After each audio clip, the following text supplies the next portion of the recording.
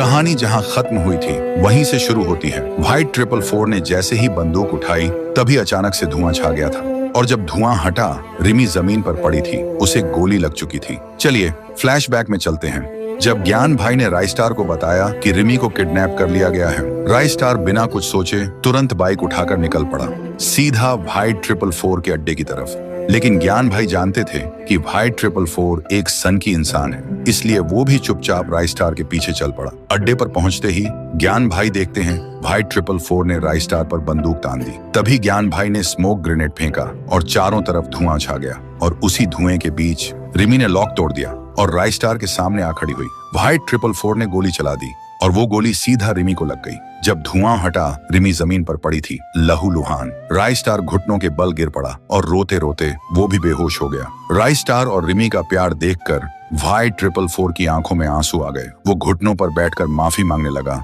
और बिना वक्त गंवाए रिमी को अस्पताल ले गया। डॉक्टर ने कहा, गोली साइड से निकल गई है, खतरा टल गया है, वो सिर्फ बेहोश है। दूसरी तरफ ज्ञान भाई ने सिमी को सारी कहानी बताई। सिमी सब कुछ सुनकर समझ गई राइस्टार कभी उसका नहीं हो सकता। अस्पताल में रिमी को होश आता है। वो इधर उधर देखती है लेकिन राइस्टार नहीं दिखता। सामने सिर्फ व्हाइट 444 होता है। रिमी गुस्से में पूछती है, राइस्टार कहाँ है? उसे शक होता है कहीं व्हाइट 444 ने कुछ किया तो नहीं। व्हाइट 444 कहता है, रिमी आओ मेरे साथ, और रिमी बिना कुछ पूछे उसके साथ चल देती है।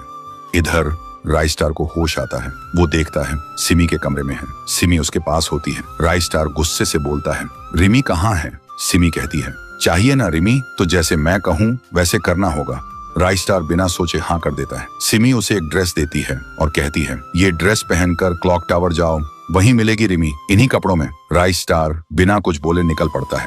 वहीं दूसरी तरफ व्हाइट 444 रिमी को तैयार करवा रहा होता है। ज्ञान भाई भी वहां होते हैं। रिमी के मन में आता है, कहीं ज्ञान भाई से तो मेरी शादी नहीं करवा रहा। थोड़ी देर बाद राइस्टार क्लॉक टावर पहुंचता है। देखता है सारी शादी की तैयारी हो चुकी है। वो हैरान हो जाता है, ये सब क्या है? व्हाइट 444 कहता है, ये सब मेरी बहन सिमी का प्लान था। अस्पताल में उसने ही मुझसे कहा था ये सब करने को। राइस्टार मुस्कुराता है और फिर शादी हो जाती है रिमी और राइस्टार की। व्हाइट 444 और ज्ञान भाई दोनों खुशी से झूम उठते हैं, लेकिन सिमी घर में अकेली रो रही होती है क्योंकि वो जानती थी राइस्टार कभी मेरा नहीं हो सकता। तो दोस्तों, आपको ये कहानी कैसी लगी कमेंट करके जरूर बताना। 3 महीने हो गए थे। ज्ञान भाई की मौत के बाद राइस्टार जैसे हवा में घुल गया था। किसी को नहीं पता वो कहाँ है, जिंदा है या मर गया। तब से गांव में सिर्फ एक ही नाम का राज था, व्हाइट 444। हर दिन लोगों को पकड़ता, जिंदा जला देता, गांव का सुकून छीन लिया था। आसमान में रोज धुआं होता था और जमीन पे सिर्फ